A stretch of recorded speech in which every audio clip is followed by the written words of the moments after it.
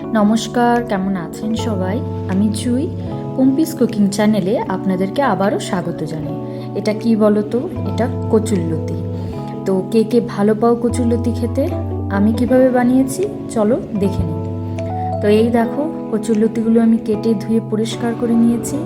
তো এখন এই লতিগুলো তো অল্প সেদ্ধ করে নিতে হবে, মানে 1 মিনিট মতো।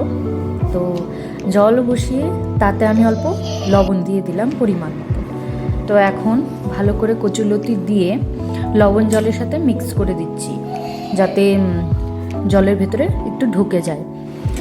আর এই দেখো, জল ফুটে উঠেছে, আমার কচুরলতির কালার হালকা চেঞ্জ হয়ে এসেছে।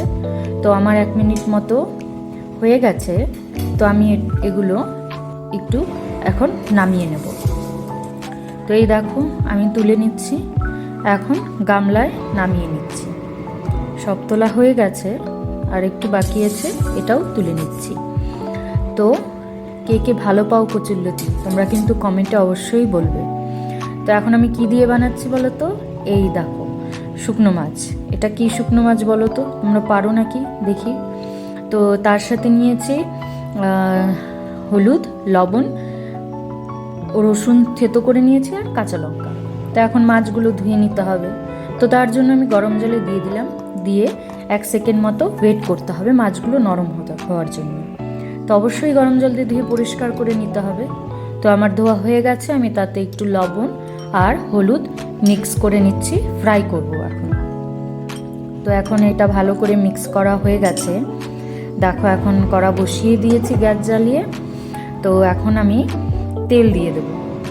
তো এখানে বেশি দেওয়ার দরকার নেই তেল, কারণ মাছটা অল্প অল্প তেলে ভেজে নিলে হয়ে যাবে। তো আমার তেল গরম হয়ে গেছে, আমি মাছগুলো দিয়ে দিলাম, দিয়ে এগুলোকে এখন ভালো করে লাল লাল করে ভেজে নিতে হবে।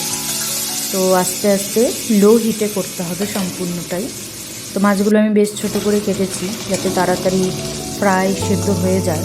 তো বেশি কড়া হিট বাড়িয়ে ভাজা যাবে না। তো আমার ভাজা হয়ে গেছে, আমি এখন নামিয়ে নিচ্ছি বাটিতে। তো দেখতেই পাচ্ছ ফেনাও উঠে গেছে। শুকনো মাছ যতই গরম তেলে ভাজো তবুও ফেনা এসে যাবে।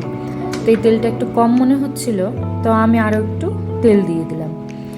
তো তেলটা একটু গরম হবে, আমি একটু ছড়িয়ে দিচ্ছি। তো এখন তাতে ফোড়নে দিয়ে দিলাম কালো জিরে। তো কালো জিরেটাই ভালো হবে। তো তার সঙ্গে দিয়ে দিলাম রসুন থেতো করে রেখেছিলাম সেগুলো। তো তারপর দিলাম কাঁচা লঙ্কাগুলো। তো আমি এখানে কোনো বাটা মশলা ইউজ করছি না, সব কিছুই রভাবেই দিচ্ছি। তো এখন অল্প ওয়েট করতে হবে ভাজা ভাজা হওয়ার জন্য লঙ্কাটা আর রসুনটা। তো এই দেখো, আমার হালকা লাল লাল করে ভাজা হয়ে গেছে। তো আমি এখন তাতে কচুরলতিগুলো দিয়ে দিলাম, দিয়ে ভালো করে নাড়িয়ে চাড়িয়ে মিক্স করে নিলাম।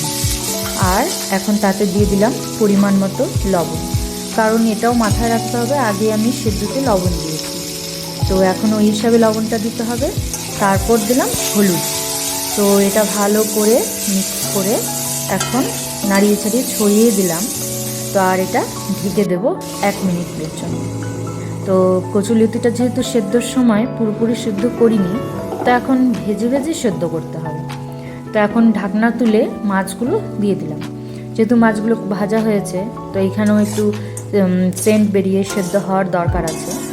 তো এখন আমি মাছগুলো দিয়ে অল্প আবারও ঢেকে দিলাম। রান্নাটা পুরো কম হিটে ঢেকে ঢেকেই করতে হবে। আর এখন দেখো প্রায় সেদ্ধ হয়ে গেছে, কালারও চেঞ্জ মনে হচ্ছে। তো আমি একটু নাড়িয়েও দেখেছি কত দূর সেদ্ধ হয়েছে। তো এটা মোটামুটি 80% সেদ্ধ হয়ে গেছে, আরও একটু হবে কচুরলতিগুলো।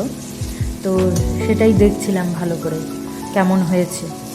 তো এখানে কচুরলতি পাওয়া যাচ্ছে এই সময় এটাই বেশি, তো একটু শুকিয়েও গেছিলো, তবু টেস্ট হয়েছিল।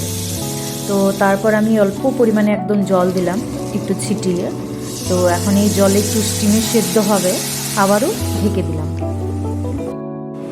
তো এই দেখতেই পাচ্ছ, ঢাকনাটা খুলে নিয়েছি। কেমন লাগছে দেখতে একবার বলো। সুন্দর মাছে একদম সেদ্ধ হয়ে উঠেছে। তো আমার হয়েই গেছে প্রায়, এখন নামিয়ে নেব।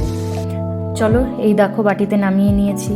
কেমন লাগছে দেখতে জুম করে দেখালাম। তো তোমরা অবশ্যই ট্রাই করবে, এটা ট্রাই করে আমাকে কমেন্ট করে জানাবে কেমন লাগলো।